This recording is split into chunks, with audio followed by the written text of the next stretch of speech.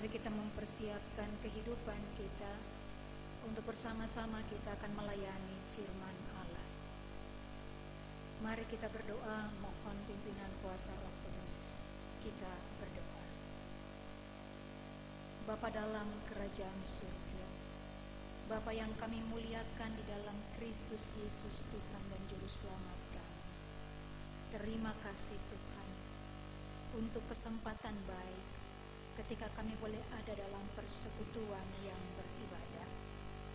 Saat ini kami hendak membuka Alkitab yang merupakan tanda bahwa kami juga membuka hati kami, membuka pendengaran kami untuk menerima sabda Allah berbicara dan masuk di dalam hidup kami.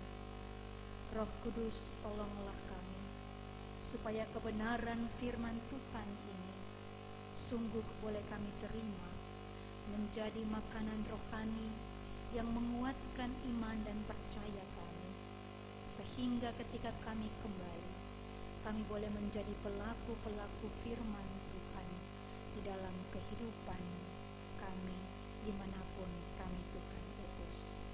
Berfirmanlah ya Tuhan, karena kami siap untuk mendengarkan sabda. Amin.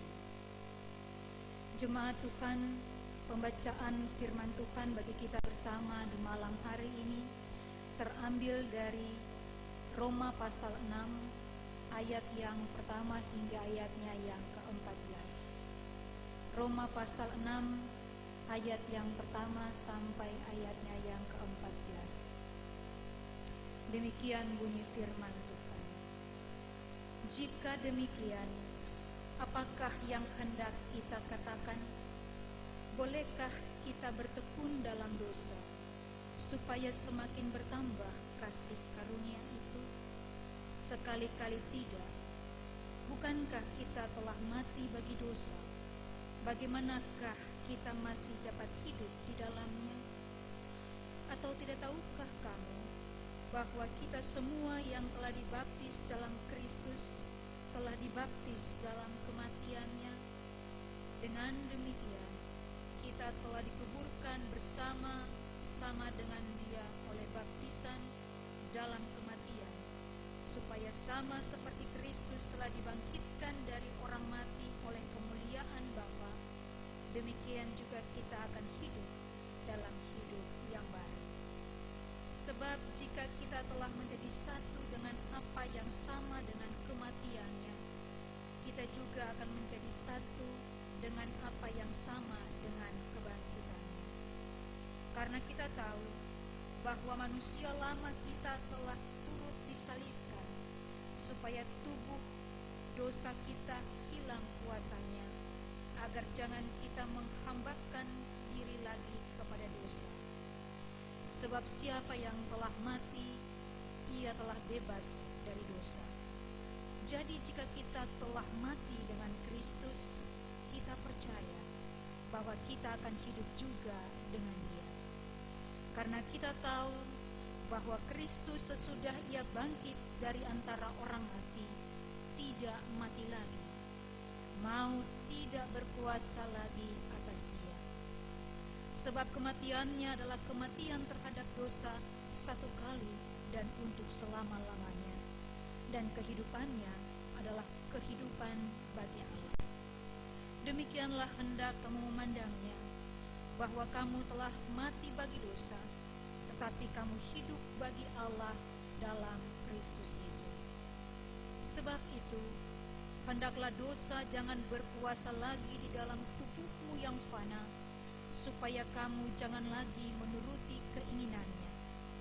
Dan janganlah kamu menyerahkan anggota-anggota tubuhmu kepada dosa untuk dipakai sebagai senjata kelaliman, tetapi serahkanlah dirimu kepada Allah sebagai orang-orang yang dahulu mati, tetapi yang sekarang hidup.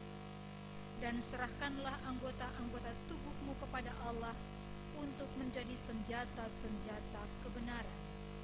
Sebab kamu tidak akan dikuasai lagi oleh dosa, karena kamu tidak berada di bawah hukum Taurat, tetapi di bawah kasih karunia. Berbahagialah orang yang mendengarkan firman Tuhan serta memeliharanya. Haleluya. Haleluya, haleluya, haleluya, haleluya, haleluya, haleluya, haleluya, haleluya.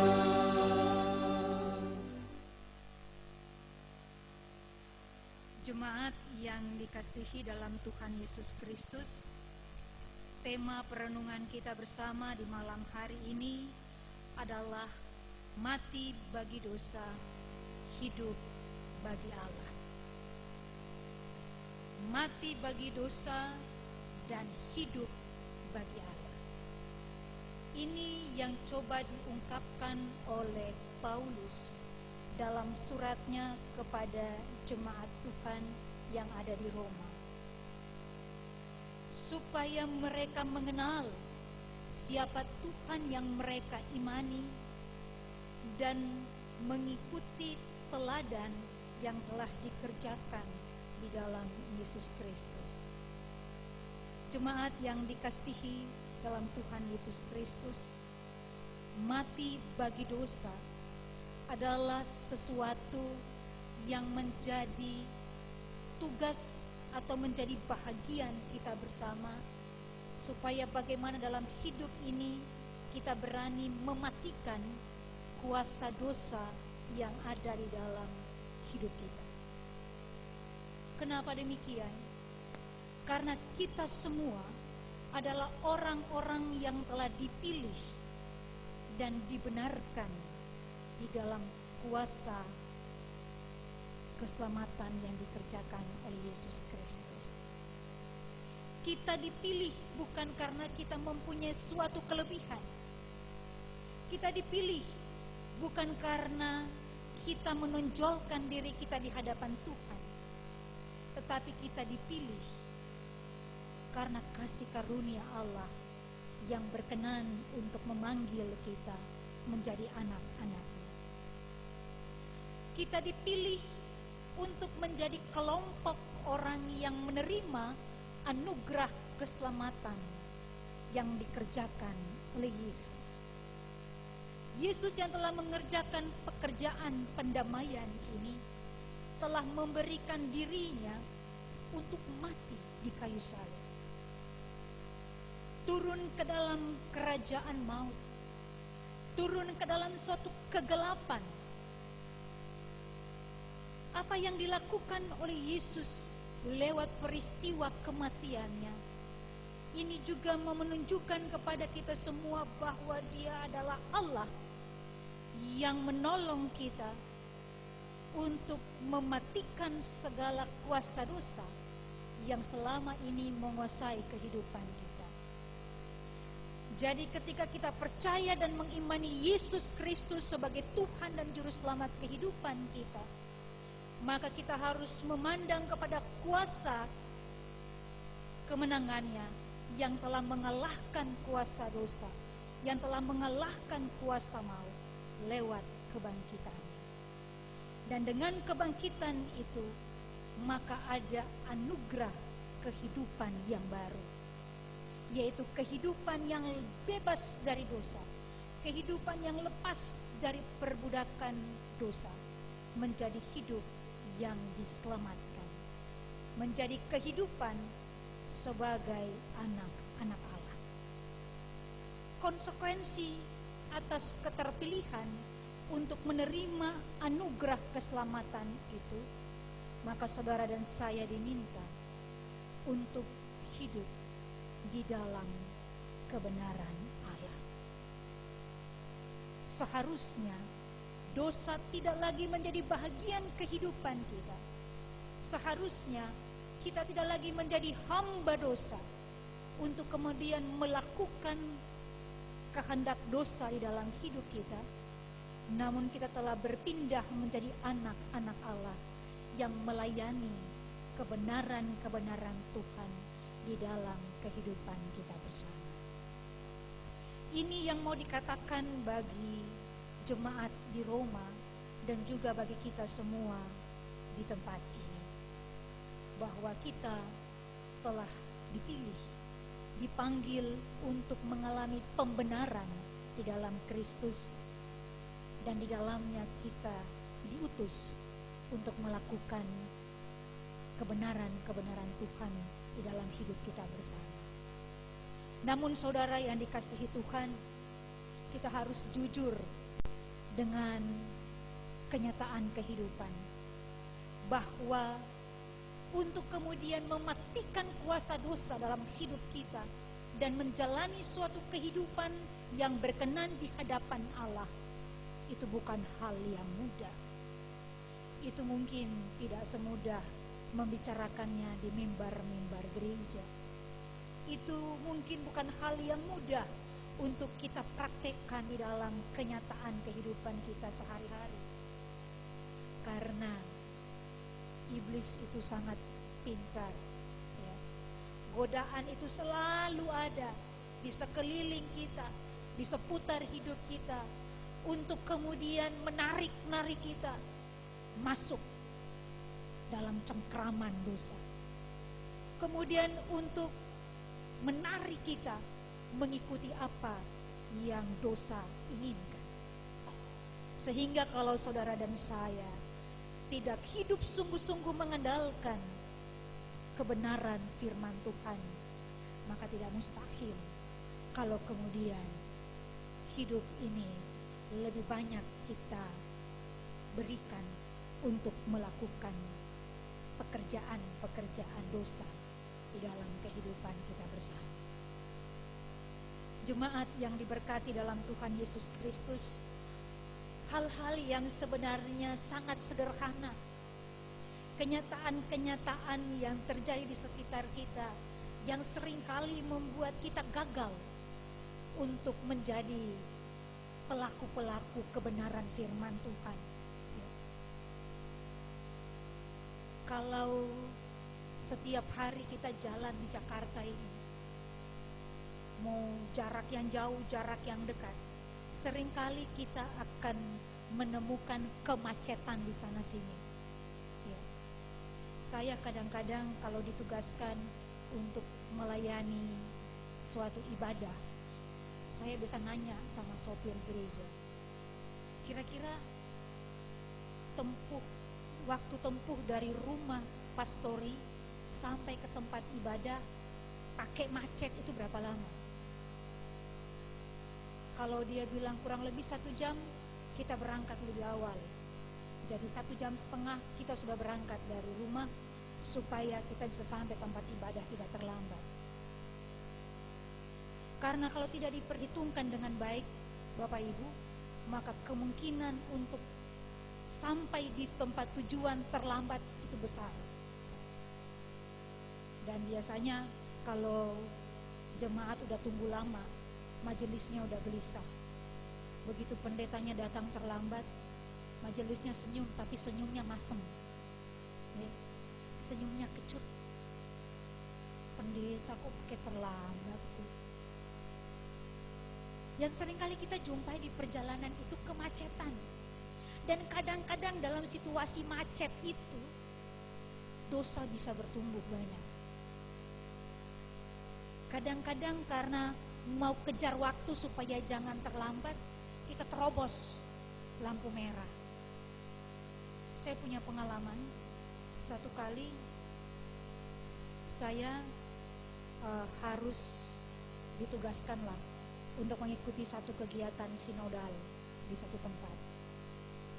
Lalu diatur supaya dijemput oleh mobil gereja jam sekian, diantar sampai ke bandara supaya tidak terlambat.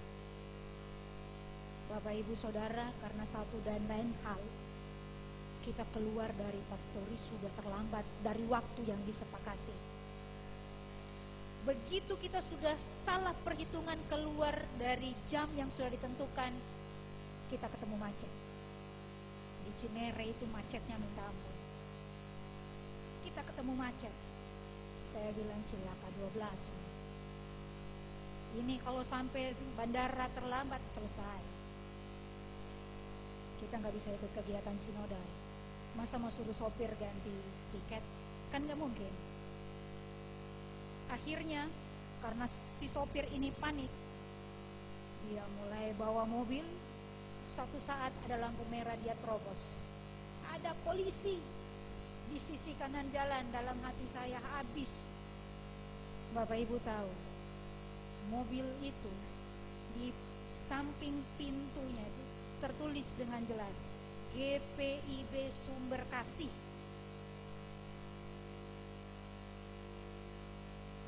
Saya bilang sama dia, kalau sampai tadi polisi suruh kita minggir, bukan persoalan nanti mobil ini nanti kita harus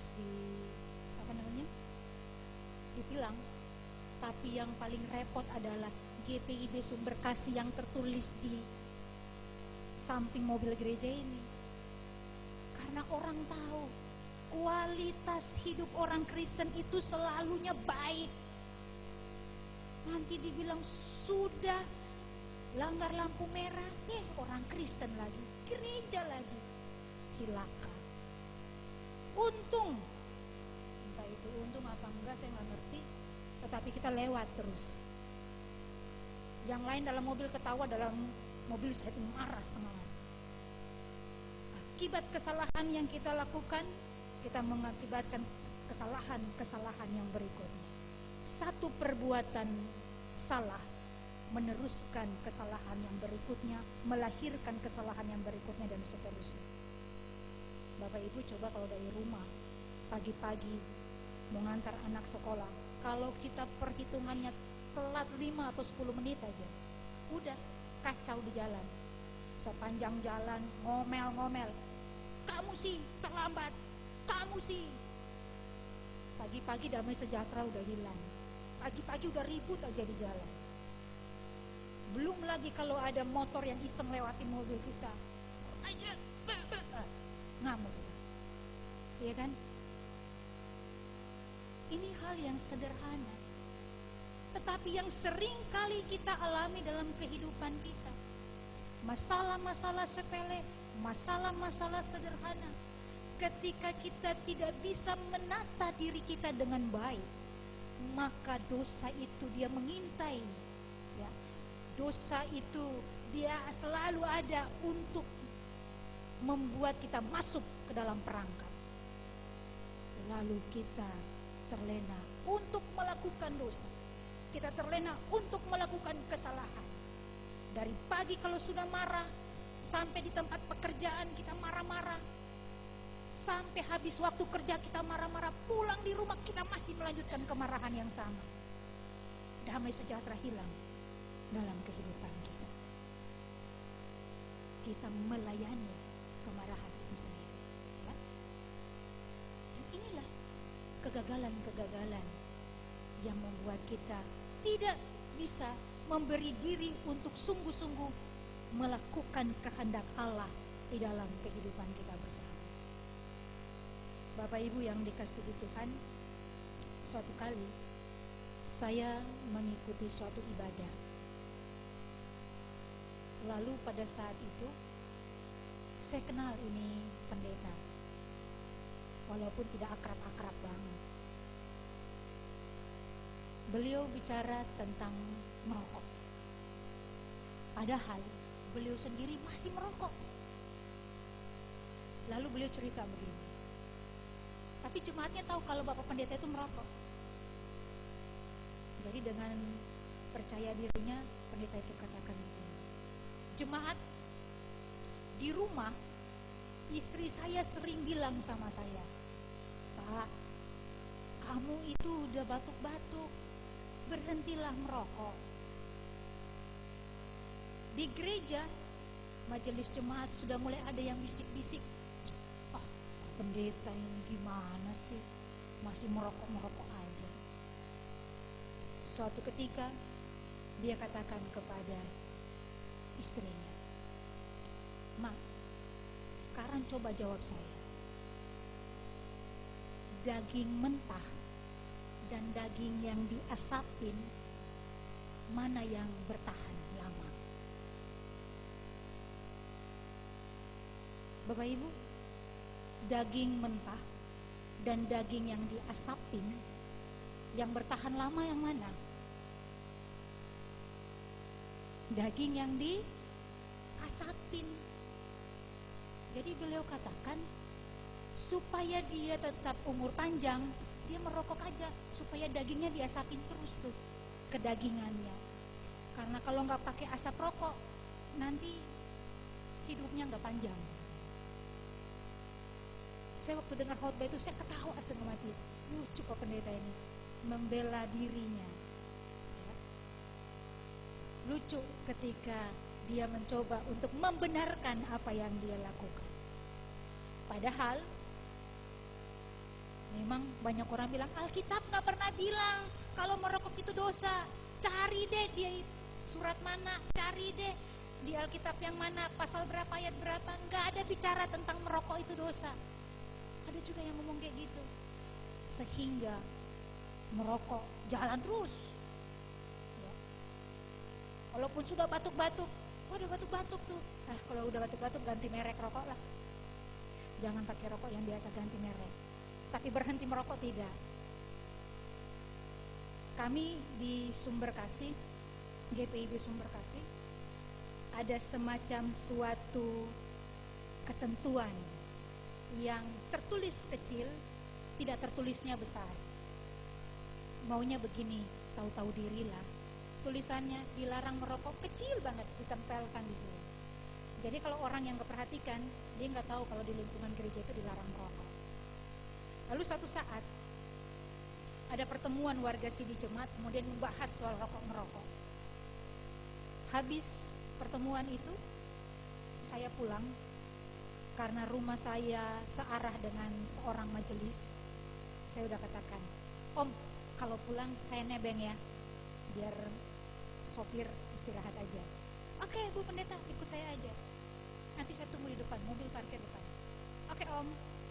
Selesai itu, saya siap mau keluar, mau nebeng Pak Majelis ini pulang ke rumah. Saya lihat posisi berdiri beliau, ini pagar gereja yang paling luar. Beliau ini pagarnya. Beliau berdiri, orangnya tinggi, kakinya, tubuhnya di dalam pagar, tapi kepalanya keluar. Jadi gayanya, saya dekatin, Om, kenapa begitu gayanya? Kok kayaknya susah banget merokok? Terus kata dia gini, habis tadi di dalam dibahas nggak boleh merokok di lingkungan gereja. Jadi saya punya kaki di dalam, saya punya mulut nih di luar nih. Jadi saya nggak merokok di dalam gereja ya. Saya nggak merokok di lingkungan gereja ya. Saya merokok di luar nih. Saya ketawa setengah mati. Lucu. Jadi dari situ kita melihat bahwa ada orang yang sudah tahu itu dosa, ada orang sudah tahu itu salah, itu nggak baik bagi dirinya, itu tidak baik bagi kesehatannya. Tetapi ternyata sesuatu yang dilarang itu enak, sesuatu yang dilarang itu sedap, sehingga kalau mau dibuang sayang, mau dilepas gimana ya, kayaknya enak nih, tanggung, asik nih, nanti aja deh kalau batuknya udah tambah parah baru deh ya. Kadang-kadang ini yang sering terjadi. Belum lagi ibu-ibu ya, sudah tahu membicarakan kelemahan orang lain itu tidak baik, tidak membangun persekutuan, mematikan nama baik orang lain. Tapi yang namanya gosip, semakin digosok semakin sip, ya kan? Semakin dibicarakan semakin enak didengar. Karena itu kalau kelompok ibu-ibu dalam jemaat paling senang kalau di mana 2-3 orang berkumpul, firman Tuhan bilang apa? Di mana 2-3 orang berkumpul, di situ Tuhan hadir. Tetapi kalau untuk ibu-ibu, di mana 2-3 orang berkumpul, di sana gosip berkembang. Aduh, cilaka 12. Kalau ini terus terpelihara, Kalau hal-hal ini terus terjadi, maka kehidupan yang seharusnya kita lakukan untuk kemuliaan nama Tuhan tidak dapat kita wujud nyatakan dengan benar. Bukan saja kebenaran itu kita tempatkan pada masalah-masalah yang besar, tetapi kita belajar untuk menyatakan kebenaran Tuhan dari perkara-perkara yang sederhana, dari hal-hal yang seringkali terjadi di seputar kehidupan kita bersama, sehingga bagaimana kita dapat menumbuh kembangkan suatu sikap hidup yang berkenan di hadapan Tuhan. Untuk itu jemaat yang dikasihi Allah, bukan hal yang mudah untuk menjadi orang-orang yang hidup benar di hadapan Allah. Bukan hal yang mudah. Saya sebagai pendeta yang sering membicarakan firman Tuhan pun belum tentu sungguh-sungguh melakukan kebenaran firman Allah itu 100%. Karena firman Tuhan katakan, tidak ada seorang pun yang benar, seorang pun tidak di hadapan Allah. Tidak ada di antara kita yang benar. Menyadari akan kelemahan kita yang berasal dari dunia dan tidak benar ini, kemudian dipilih Allah untuk menjadi anak-anak Tuhan, maka bagaimana kita harus mengenakan perlengkapan rohani, perlengkapan senjata Allah di dalam kehidupan kita bersama. Kita harus membiasakan diri kita untuk dekat dengan firman Tuhan. Kita harus membiasakan diri kita untuk tertuntun dalam kuasa Roh Kudus. Sehingga sangat penting untuk membangun suatu persekutuan pribadi maupun keluarga yang indah dengan Tuhan. Persekutuan yang intens, yang setiap hari harus kita pupuk, yang setiap hari harus kita pelihara di dalam pembacaan dan perenungan firman Tuhan, di dalam doa dan penyerahan diri yang sungguh kepada Allah. Sehingga kita terpelihara, kita tertuntun, kita dipagari di dalam kehidupan ini. Dengan kata lain yang mau dikatakan kepada kita semua bahwa spiritualitas kehidupan kita harus benar-benar kita tumbuh kembangkan. Spiritualitas itu harus terus diasah. Spiritualitas itu harus setiap hari kita pupuk di dalam kehidupan kita. Dan Bapak Ibu yang dikasihi Tuhan, spiritualitas itu harus dipertajam. Bagaimana cara menajamkannya? Adalah ketika bagaimana kita berani menyikapi setiap cobaan, setiap godaan yang datang menghampiri kehidupan kita. Kita harus terus mengasah spiritualitas kita sehingga dengan senjata rohani yang ada pada kita, kita bisa menolak setiap godaan iblis. Dalam ibadah jam 5 tadi, saya menceritakan tentang contoh dari samurai, pedangnya orang Jepang. Samurai itu kalau kita lihat di film-film, kalau ditarik keluar dari sarungnya bunyinya sring, dikasih masuk sring, dikasih keluar sring. Itu begitu dia dikeluarin dari sarungnya, lalu dia tebas seseorang lewat itu. Kenapa? Bapak Ibu mungkin tahu bahwa di dalam sarung pedang samurai itu ada semacam samping-sampingnya itu dibikin semacam batu asah, sehingga ketika dia dikasih masuk, dia dikasih keluar, dia sedang mengalami pengasahan supaya dia semakin tajam. Begitu dia keluar dari sarungnya untuk dipergunakan, tebas satu kali lewat, sasaran yang ada di depan mata putus karena ketajaman yang ada pada pedang samurai itu. Ketajaman itu terjadi ketika dia dipakai, dimasuk, dikeluarkan, dimasuk, dikeluarkan, dia diasah terus. Spiritualitas orang percaya harus terus diasah. Ketajaman-ketajaman kita untuk menyatakan sikap hidup harus terus diasah, supaya kita semakin menunjukkan kualitas kekristenan kita, supaya kebangkitan Kristus semakin nyata di dalam kehidupan kita bersama. Dan dengan apa kita mengasah spiritualitas kita? Diasah lewat firman Tuhan. Kita diasah lewat persoalan-persoalan kehidupan. Kita terasah lewat pergumulan-pergumulan, lewat cobaan-cobaan hidup. Ketika masalah datang, tantangan datang, godaan datang, kita harus siap untuk menghadapinya dengan perisai iman. Kita harus siap menghadapinya dengan senjata Roh Kudus dari Allah, sehingga semakin hari kita semakin bertumbuh, semakin hari ada peningkatan kehidupan. Jangan sampai kenakalan masa remaja, kenakalan masa muda masih terbawa terus sampai dalam keluarga.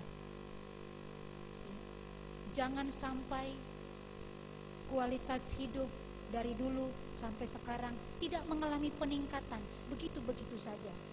Kalau dulu dia adalah seorang yang nakal sampai usia 50 tahun masih nakal.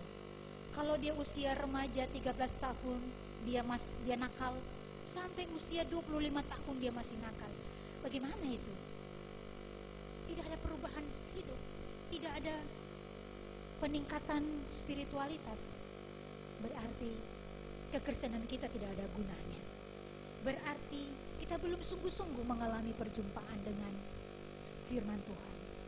Karena itu jemaat yang dikasihi dalam Tuhan Yesus Kristus, kita diajarkan lewat firman Tuhan ini bahwa bagaimana ketika Kristus telah mati untuk kita, sehingga segala dosa, kelemahan, hidup yang lama itu harus kita matikan, dan di dalam kuasa kebangkitannya kita diberikan kehidupan yang baru, supaya kita memiliki karakter-karakter yang baru. Kita memiliki gaya hidup yang baru. Kita memiliki tingkatan spiritualitas yang baik di dalam kehidupan kita. Sehingga ketika kita dihadirkan di tengah-tengah masyarakat, kita dihadirkan di tengah-tengah lingkup kerja yang Tuhan hadirkan, kita boleh menjadi garam dan terang Kristus. Kita boleh menjawab pengutusan yang Allah berikan kepada kita. Firman Tuhan katakan, kamulah garam dunia, kamulah terang dunia. Bahwa kita dihadirkan supaya kita menggarami dan menerangi lingkungan di mana Tuhan menghadirkan kita. Kadang-kadang orang salah baca Alkitab. Dibacanya begini, hendaklah kamu menjadi terang, hendaklah kamu menjadi garam. Enggak pakai hendaklah. Kalau hendaklah itu mau atau tidak mau menjadi garam, mau atau tidak mau untuk menjadi terang. Yesus tidak katakan demikian. Yesus katakan kepada kita, kamulah garam dunia, kamulah terang dunia.